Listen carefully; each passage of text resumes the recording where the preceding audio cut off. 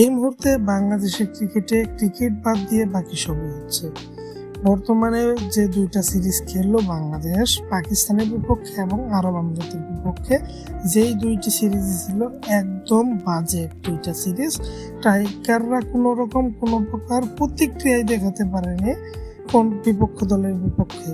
তো যেখানে দেখা যাচ্ছে বাংলাদেশের ক্রিকেটটা একদম দুমড়ে মুচড়ে যাচ্ছে, সেখানে নিয়মিত বুট নিয়ে নানান আলোচনা হচ্ছে।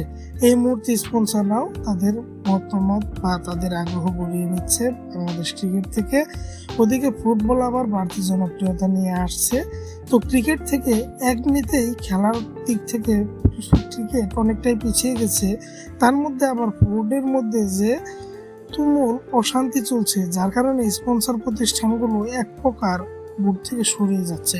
তো সব মিলিয়ে এইভাবে হতে থাকলে বাংলাদেশ ক্রিকেট থেকে অল্প দিনের মধ্যে স্পন্সর সব কিছু চলে যাবে এবং বাংলাদেশ ক্রিকেট কেনিয়া বা জিম্বাবুয়ের চেয়েও বাজে হয়ে যাবে।